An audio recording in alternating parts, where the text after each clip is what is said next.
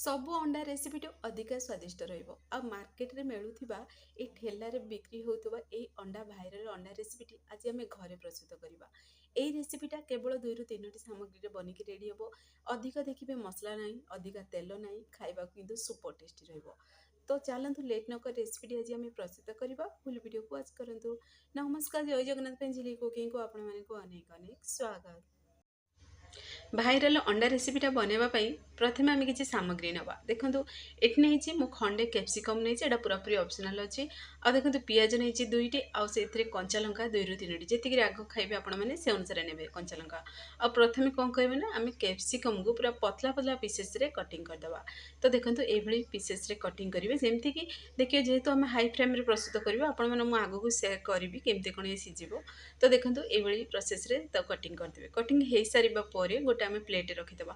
ଆଉ ପିଆଜକୁ ବି ଦେଖନ୍ତୁ ତାର ହାର୍ଡ଼ ପାର୍ଟସଟା କଟିଂ କରି ପୁରାପୁରି ପତଲା ପତଲା ପିସେସ୍ରେ କଟିଂ କରିଦେବେ। ଆଉ କଞ୍ଚା ଲଙ୍କାକୁ ବି ଛୋଟ ଛୋଟ ପିସେସ୍ରେ କଟିଂ କରିଦେବେ। ଯଦି ଛୁଆମାନଙ୍କ ପାଇଁ ବନାଉଛନ୍ତି ତାହେଲେ କଞ୍ଚା ଲଙ୍କାକୁ ସ୍କିପ୍ କରିପାରିବେ। ଯଦି ଆପଣମାନେ ଛୁଆମାନଙ୍କୁ ଟିଫିନ୍ ବକ୍ସରେ ଦେବେ, ଯଦି ଅଣ୍ଡା ଖାଇବାକୁ ଏମିତିରେ ପସନ୍ଦ କରନ୍ତିନି, ଯଦି କିଛି ହେଲ୍ଦି ଖାଇବାକୁ ଚାହୁଁଛନ୍ତି ପ୍ରୋଟିନ୍ ମିଳିବା ପାଇଁ, ତାହେଲେ ଏମିତି ଅଣ୍ଡା ରେସିପି ବନେଇକି ଦିଅନ୍ତୁ। ସେମାନେ ପୁରା ପ୍ଲେଟ୍ ପୁରା ପୋଛିକି ଖାଇବେ। ଆଉ ଟିଫିନ୍ରେ ବି ଯଦି ଥିବେ ଯଦି ସେମାନେ ପୋଛିକିରି ଖାଇଦେବେ, ଆଉ ବହୁତ ସ୍ୱାଦିଷ୍ଟ ଲାଗେ ଖାଇବା ପାଇଁ। ତ ଦେଖନ୍ତୁ ଏଇଠି ମୁଁ କେବଳ 4ଟି ଅଣ୍ଡା ନେଇଛି। ତ 4ଟି ଅଣ୍ଡାକୁ କ'ଣ କରିଥିଲି, ସିଝେଇ ଦେଇଥିଲି, ସିଝି ଦେଇଛି। ଏବେ ତା ଚୋପାକୁ ବି ବାହାର କରିଦେଇଛି। ଆଉ ଆପଣମାନଙ୍କୁ ଦେଖଉଛି ମୁଁ କଟିଂ କରିକିରି। ତ ଅଣ୍ଡାକୁ ଆମେ 2 ଭାଗରେ ବିଭକ୍ତ କରି କଟିଂ କରିଦେବା। ଆଉ ସବୁତକ ଅଣ୍ଡାକୁ ଆମେ ବି କଟିଂ କରିକିରି ଆମେ ସେ ପ୍ଲେଟ୍ରେ ରଖିଦେବା।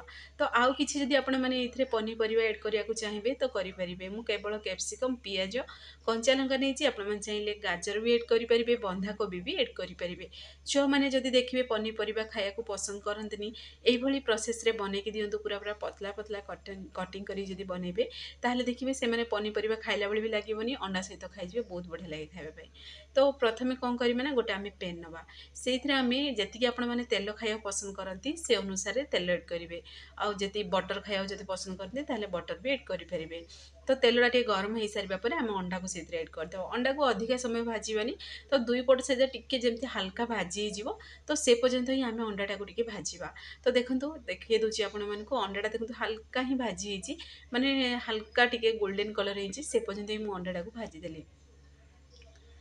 ତ ଦେଖିବେ ଆପଣମାନେ ଦେଖିଥିବେ, ମାର୍କେଟ ଯାଇଥିବେ, ଖାଇଥିବେ ବି, ଠେଲାରେ ଏଇଭଳି ପ୍ରୋସେସ୍ରେ ବିକ୍ରି ହୁଏ। ସେମାନେ ବଡ଼ ବଡ଼ ତାୱାରେ ପ୍ରସ୍ତୁତ କରନ୍ତି। ତ ମୁଁ ଏଇଠି ଆପଣମାନଙ୍କୁ ପେନ୍ରେ ପ୍ରସ୍ତୁତ କରି ଦେଖାଉଛି। ଆଉ ଦେଖନ୍ତୁ ଅଳ୍ପ ଟିକେ ମୁଁ ସେଥିରେ ସ୍ୱାଦ ଅନୁସାରେ ଦେଇଦେଲି ଲୁଣ, ଯେମିତି ଅଲଣା ଲାଗିବନି। ତ ଏବେ କ'ଣ କରିବା ନା, ଆମେ ସେ ଅଣ୍ଡା ଯେଉଁ ସବୁତକ ଭାଜି ହେଇସାରିଲାଣି। ଆଉ ଦେଖନ୍ତୁ ଆଉ ଗୋଟେ ଅଣ୍ଡା ଅଛି, ମୁଁ ଟିକେ ଓଲଟେଇ ଦେଉଛି। ଆଉ ଦେଖନ୍ତୁ କେତେ ବଢ଼ିଆ ପୁରା କଲର୍ ବି ଆସିଯାଇଛି। ଅଣ୍ଡାଟା ଏଠି ଆମର ଅଧିକା ଭାଜି ବି ହେଇନି, ତ କିନ୍ତୁ ହାଲକା ଗୋଲ୍ଡେନ୍ କଲର୍ ହେଲା ପର୍ଯ୍ୟନ୍ତ ଟିକେ ଭାଜିବେ, ଯେମିତି ଆମିଷିଆ ସ୍ମେଲ୍ଟା ଚାଲିଯିବ। ତ ଦେଖିବେ ଛୁଆମାନେ ବି ଖାଇବେ ପୁରା ଇଜିରେ। ଆଉ କ'ଣ କରିବ ନା, ତାପରେ ଆମେ ସେଥିରେ ପୁରା ଯେଉଁ ପତଲା ପତଲା ପିସେସ୍ରେ କଟିଂ କରି ରଖିଥିଲେ ପିଆଜ, କଞ୍ଚା ଲଙ୍କା, ଏଇସବୁ ସେଥିରେ ଏଡ଼୍ କରିଦେବା। ଏହି ସମୟରେ ଗ୍ୟାସ୍ ଆଞ୍ଚ ପୁରା ହାଇ ଫ୍ଲେମ୍ରେ ରଖିକିରି ଆମେ ୟାକୁ ଭାଜିବା। ଯେମିତିକି ଭିତରେ ଦେଖିବେ ପିଆଜଟା ଟିକେ ହାଲକା କଞ୍ଚା ଥିବ, କ୍ୟାପ୍ସିକମ୍ ପିଆଜଟା। ଆଉ ଦେଖିବେ ପୁରା ସ୍ଲୋ ଆଞ୍ଚ ଯଦି ଭାଜିବେ ନା, ସେ ପାଣି ଛାଡ଼ିଦେବ, ପୁରା ଦେଖିବେ ମାନେ ପାଣି ପାଣି ହେଇଯିବ, ସେ ପୁରା ସଫ୍ଟ ହେଇଯିବ। ତ ହାଇ ଫ୍ଲେମ୍ରେ ହିଁ ୟାକୁ ଭାଜିବେ।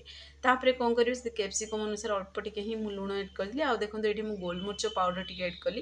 ଆଉ ଯଦି ଛୁଆମାନଙ୍କ ପାଇଁ ବନାଉଛନ୍ତି, ଯଦି ଅଧିକା ସ୍ୱାଦିଷ୍ଟ ଚାହୁଁଛନ୍ତି, ତାହେଲେ ଅଳ୍ପ ଟିକେ ମ୍ୟାଗି ମସଲାକୁ ଏଡ଼୍ କରିଦେବେ।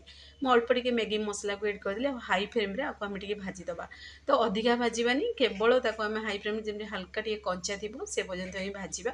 ତ ଦେଖନ୍ତୁ ଟିକେ ହାଲକା ଭାଜି ହେଇସାରିବା ପରେ ଆପଣମାନଙ୍କୁ ଦେଖାଉଛି। ଆଉ ସବୁତକ ମିକ୍ସ କରିଦେବା, ଏଇ ସମୟରେ ଭାଜିଦେବା। ତାପରେ ଆମେ ଭଲସେ ଟିକେ ମିକ୍ସ କରିଦେବା, ସବୁତକ ଯେମିତି ମିକ୍ସ ହେଇଯିବ। ଯେହେତୁ ଗୋଲମରିଚ ପାଉଡ଼ର ଏଡ଼୍ କଲେ, ଅଳ୍ପ ଟିକେ ମ୍ୟାଗି ମସଲା ବି ଏଡ଼୍ କରିଛନ୍ତି, ଅଳ୍ପ ଟିକେ ହିଁ ମୁଁ ମ୍ୟାଗି ମସଲା ଏଡ଼୍ କରିଛି। ତ ଆପଣମାନେ ଚାହିଁଲେ କେବଳ ସିଝା ଅଣ୍ଡାରେ ବି ଏଇସବୁ ପ୍ରୋସେସ୍ କରିପାରିବେ। କେବଳ କଞ୍ଚା ଲଙ୍କା, ପିଆଜ ଦେଇ ଖାଇବାକୁ ଚାହୁଁଛନ୍ତି, ତେଲ ଯଦି ବିଲକୁଲ ଏଡ଼୍ କରିବାକୁ ଚାହୁଁନାହାନ୍ତି, ତାହେଲେ ଅଳ୍ପ ଟିକେ ଗୋଲମରିଚ ପାଉଡ଼ର ଦେଇକି ବି ଏ ରେସିପିଟା ଖାଇପାରିବେ। ଆପଣମାନେ ଯେତିକି ତେଲ ଖାଇବାକୁ ପସନ୍ଦ କରନ୍ତି କି ବଟର୍ ଖାଇବାକୁ ପସନ୍ଦ କରନ୍ତି, ସେ ଅନୁସାରେ ଏଡ଼୍ କରିବେ। ଆଉ କେବଳ ଏଇଥିରେ ଦେଖନ୍ତୁ ଗୋଲମରିଚ ପାଉଡ଼ର ଆଉ ମ୍ୟାଗି ମସଲା ହିଁ ଏଡ଼୍ ଅଛି। ଆଉ ଟିକେ ଭଲସେ ଆମେ ହାଇ ଫ୍ଲେମ୍ରେ ଭାଜିଦେବା। ଭାଜି ହେଇସାରିବା ପରେ ଗୋଟେ ପ୍ଲେଟ୍କୁ ବାହାର କରିଦେବା। ତ ଦେଖନ୍ତୁ ଝଟପଟ ପୁରା 3ରୁ 4 ମିନିଟ୍ରେ ଆପଣମାନେ ୟାକୁ ବନେଇକିରି ରେଡ଼ି କରିପାରିବେ। ଆଉ ଛୁଆମାନଙ୍କ ଟିଫିନ୍ ବକ୍ସରେ ବି ଦେଇପାରିବେ।